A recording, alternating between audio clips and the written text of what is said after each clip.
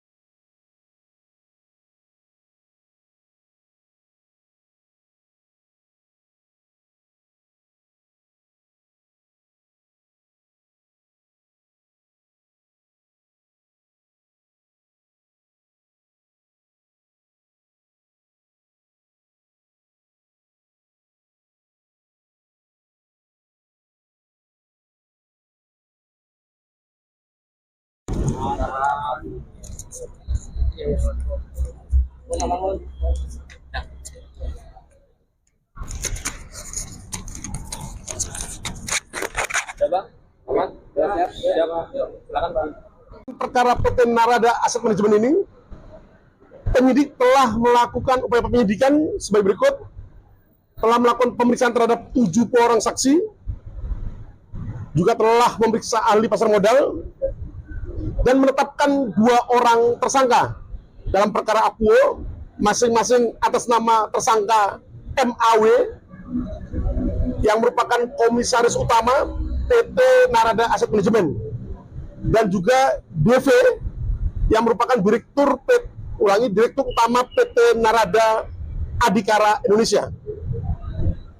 Penyidik juga telah melakukan pemblokiran dan penyitaan terhadap sub rekening efek dengan total nilai kurang lebih 207 miliar rupiah. Ini adalah merupakan nilai efek per Oktober 2025.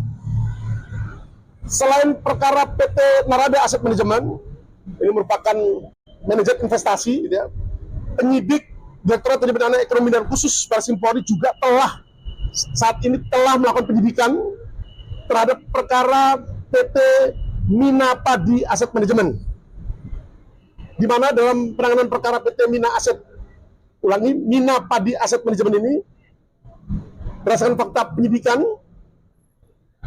yang didapatkan oleh penyidik di Direktorat Baris Krim Polri selama penyidikan yang dilakukan, didapatkan fakta bahwa saham yang ditransaksikan oleh pihak Minapadi Asset Management untuk dijadikan underlying aset pada produk reksadana berasal dari pasar nego dan pasar reguler menggunakan rekening akun milik reksadana dengan melawan transaksi antara lain saudara ESO, di mana saudara ESO ini merupakan pemegang saham di PT Minapadi Asset Management, juga pemegang saham di PT Minapadi Investama dan PT Sanur Hasta Mitra.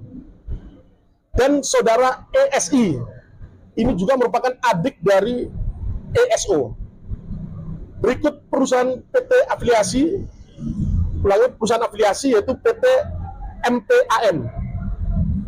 Dalam hal ini, saudara ESO dan kawan-kawan menggunakan sarana manajer investasi miliknya, yaitu PT MPAM, untuk mengambil keuntungan dengan cara melakukan pembelian saham milik afiliasi saudara ESO atau PT MPAM yang berada pada produk reksadana PT MPAM dengan harga yang murah, yang selanjutnya dijual kembali kepada reksadana PT MPAM, jadi kembali lagi lainnya dengan harga yang cukup tinggi.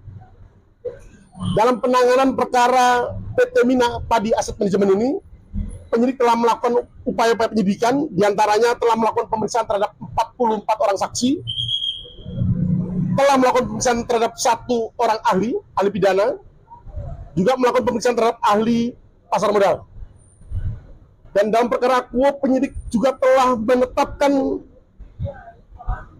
tersangka dalam perkara akuo terhadap saudara DJ, Direktur Utama PT MPAM.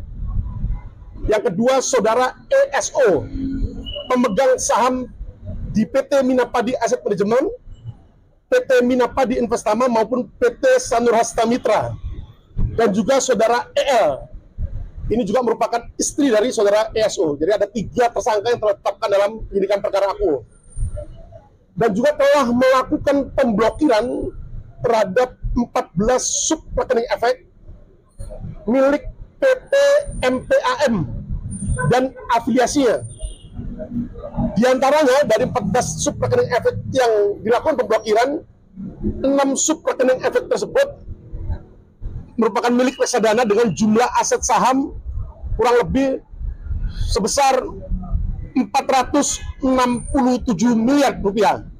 Ini merupakan harga efek per 15 Desember 2025.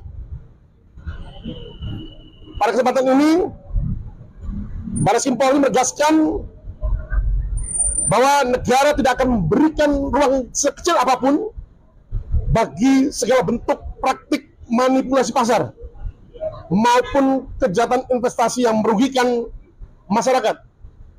Dalam hal ini adalah para investor dan juga industri pasar modal di Indonesia. Penyidik juga berkolaborasi efektif, aktif dengan PPATK dalam rangka penelusuran transaksi keuangan maupun penelusuran aset, follow the money, dalam mengungkap perkara ini. Penanganan perkara ini diharapkan menjadi efek jerah bagi pelaku kejahatan keuangan, sekaligus memperkuat perlindungan investor serta menjaga stabilitas sektor jasa keuangan nasional.